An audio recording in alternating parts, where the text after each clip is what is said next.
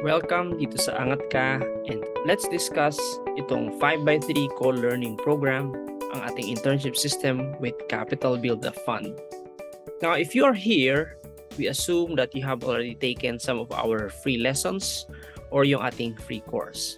And it's time for you to find out ano ba itong ating co-learning program para malaman mo na meron kang opportunity to build capital for your dream business. First of all, let's have an overview about our internship system. I-lay down muna natin ano yung ating mga general ground rules. Una sa lahat, ang ating internship system with Capital Build a Fund ay exclusive lamang para sa mga graduates ng ating signature course na Angat Ka Entrepreneurial Gateway Course. Ang ating mga interns ay iti-take nila ang role bilang isang intern coach sa ating mga trial students at maging sa mga enrolled co-learners ng kani-kanilang mga communities. Second, ang ating mga intern coaches ay dapat nilang i-embrace at i-demonstrate ang ethical entrepreneurship, ang pagiging servant leader, at ang pag-embrace ng delayed gratification at the highest level possible. They shall live and instill these values sa kanilang mga communities para ma-maintain nila ang kanilang privilege dito sa ating internship system. And finally, ang ating Capital Build a Fund ay isang royalty type rebates program. Binibigay bilang isang privilege sa mga graduates who shall help in sowing and cultivating our cause, our values, and our culture sa ating coaching community. Ang Capital Build a Fund ay gagamitin ng isang graduate para i-launch ang kanyang unang business o kung may existing business na siya, then para sa kanyang next businesses. But first of all, ano nga ba ang ating cause at ang ating culture dito sa AngatKaPH? This is what we believe. Naniniwala tayo na ordinary Filipinos becoming entrepreneurs will prosper more families and their generations. This is our cause. Kung matutulungan natin ang mas maraming Pilipino na maging entrepreneurs kesa maging employed lang for the rest of their lives, then mas marami tayong pamilyang matutulungan. And hindi lang yan, mai-inspire din ang kanilang mga next generations para hindi lang maging employees, kundi maging entrepreneurs din. At ano ang kultura natin dito sa AngatKaPH and sa Change Life Project Coaching Community? Our culture is based on embracing the identity of ethical entrepreneurs and servant leaders.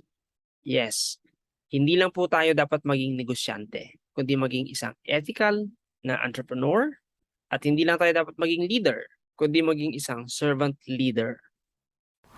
So now let's move on and let's have an overview then ng ating journey of our students. It is important na malaman mo kung nasaan kang stage of the journey right now and what to expect as you proceed to the next levels of our journey.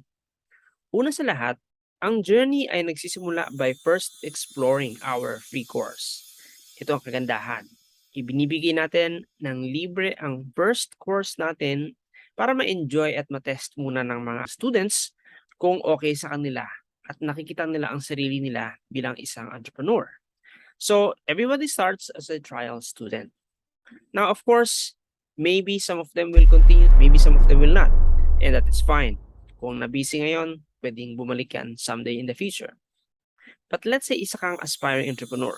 So, ang next stage mo is to engage in our course and our community. That simply means na tumuloy ka sa pag-aaral mo ng ating mga lessons and engage ka sa ating mga coaches and you become an active trial students. Again, at this stage, wala ka pa ding binabayaran. Then, again, at this point, a student may decide not to continue and for whatever reason, but that's okay. However, we believe na yung talagang aspiring entrepreneur, nakita niya yung kagandahan ng ating community at yung value ng ating course. Then, they move on to become a hot trial student. They can also endorse our free course to their friends. So this time, they will share it to their other friends as well, who will take the free course and explore. So as you can see, at this stage pa lang, lahat ito ay free. But there is already a built-in virality dito sa ating ginagawang free trial. And this is very important also. We would love to hear from you, mga comments ninyo and suggestions, recommendations, as this will refine the platform and the course that we are offering. Now, from here, again, there is still a chance that a student will drop out and discontinue. Maybe sometime in the future, babalik siya. But some of them will also continue and keep going. And at this point, meron ka ng mga na-invite na mga trial students then under you. What can happen next is that, let's say you choose to pay for the full course natin and enjoy the entire 3 modules that we have. And of course, you also get into an active coaching with our community. Now, in this case, what will happen is that you are taking the course and at the same time, you will be equipped as well to become a leader, a servant leader in our communities. And i-engage mo, no? Isa ka sa mga magko-coach ng ating mga students that are exploring the course natin. So in short, yung mga natututunan mo sa full course, you can share them sa ating mga active trial students. And as you can see again, naka-built in dito that we are helping each other in this community. That's why very valuable sa atin ang maging servant leader. Now, this journey will continue, and using the 5x3 co-learning program, eventually, through this program, pwede mong i-launch ang una mong business. Alright? And this means that you are a co-learner with your friends na isinama mo para i-take din ang ating free course, help them also and encourage them to take the full course along with you. So as a co-learner, it means there can be students that are even brighter than us or even more experienced than us. And that means we learn from one another. No? And that's the beauty of what we are doing. Now, the question is, kailan mo isi-share ang ating 5x3 co-learning program? Well, bilang isang leader or coach, you should share the 5x3 co-learning program to the active trial students onwards. No? So, ibig sabihin, if they take the course and they actively engage sa ating course, it's good to share with them itong sinishare ko sa inyo right now. So that's the overview of our student journey. Now, let's discuss naman, what is our internship system really about? First of all, i-discuss natin what is not. So, ang ating internship system is not about selling courses. Pangalawa, it is not about enrolling people for the money.